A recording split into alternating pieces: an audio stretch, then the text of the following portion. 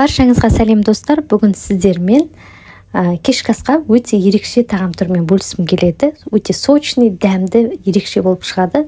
Ең бастысы құрамы өте қарапайым және жасалу жолы да өте жеңіл.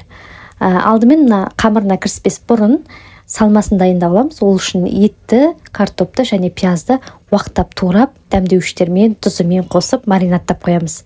Менде видеоға түспей қалыпты. Ал енді қамырына келетін болсақ, ұнымызға шым-шым дүзімізді салып алып, үстінен ыстық су құйып, ыстық суды бірден құймаймыз.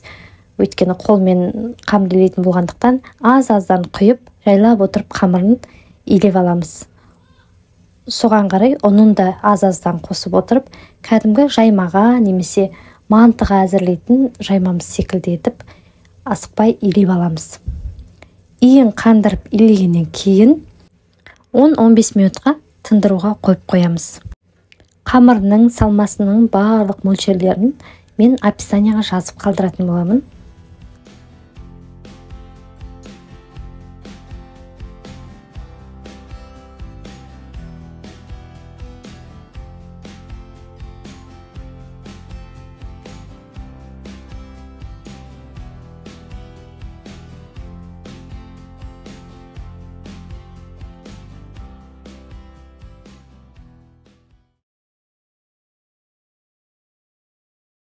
Қамырымызды тындыруға қойған уақытта подлив дайындап аламыз. Ол үшін пиязымызды және сәбізімізді уақыттап турап, немесе үккіштен өткізіп алсаңыздар болады. Мен сәбізді үккіштен өткіздім. Енді қызып тұрған сұйық майдың үстінен салып, әбден қуырып аламыз. Сәбізімізді, пиязымызды молынан қосып, сұйық майда сәбізіміз жұмсарғанға дейін жақсылап тұрып араластырып қуырып аламыз.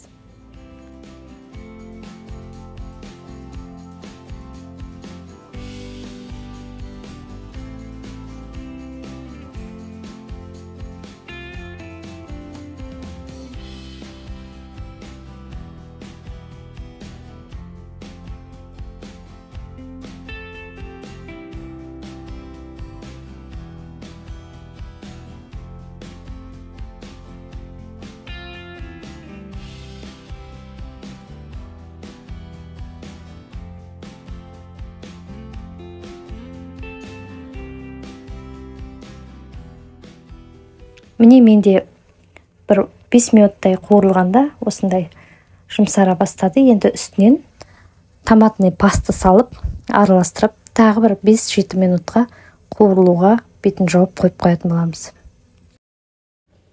Енді жаңағы қамырымызды алып, өзімізге қажетті бөліктерге бөліп аламыз. Менде барлығы 10 бөлік шықты. Барлығын туралап бөліп шыққан кезде менде жаңағы ыдысқа сыймайтын болғандықтан 2 ыдыста пісіріп шықтым. Осылай қамырымызды өзімізге ыңғайлы етіп ұзыншалап алып, өзімізге керекті бөлшектерге пышақтың немесе қолдың көмегімен бөліп аламыз.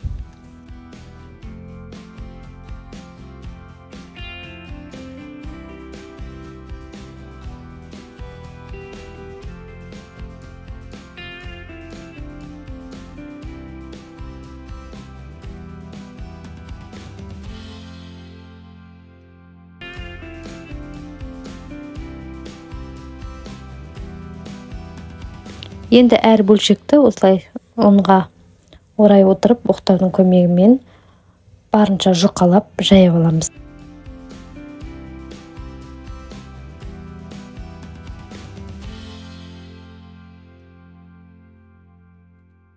Енді салмасын салуға ыңғайлы болу үшін мен астына кесе алдым. Кесеге орналастырып аламыз да үстінен салмасын салып, видеода көрсетілгендей етіп, мен әдейі асықпай көрсеттім. Ортасында кішкене ғана саңылау қалатындай етіп, бүгіп қамырымызды бетін жауып аламыз. Видеода қарасаңыздар, анықтап барлығы көрініп тұр.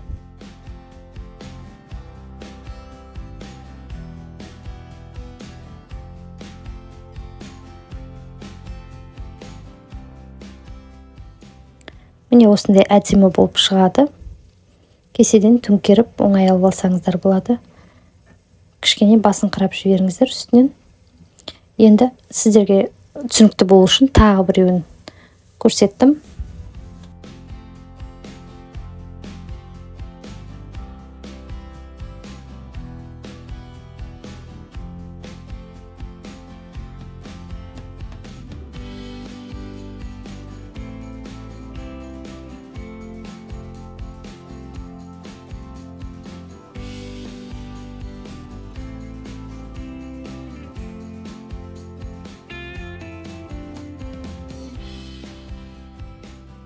Енді осы тағамымызды жаңағы подливтің үстінен орналастырып салып шығамыз.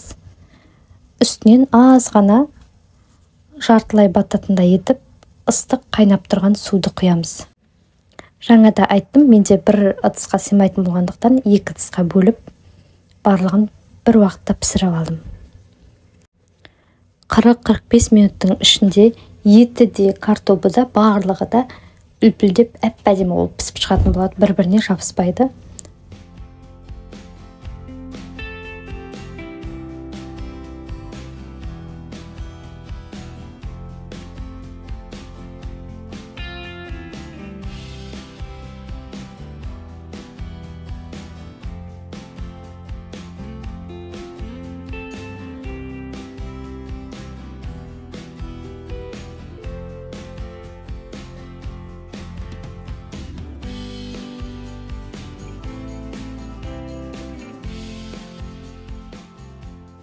Міне, кешкі асымыз өте дәмді болып пісіп жатыр. Менде 30-35 минут қайнағандағы түрі осындай болды. Мұны толық піскеннен кейін ыдысымызға әдемілеп салып, айналасына подливін салып, оның үстіне сушеный укроп септім кішкене. Дастарханға бере берсеңіздер болады. Өте сочный, дәмді болып, тәп-тәтті болып шығатын болады. Егер видеом ұнаған болса, сізге пайдалы болған болса, лайк басып, комментарий қалдырып, видеоны соңына дейін қарасаңыздар болады.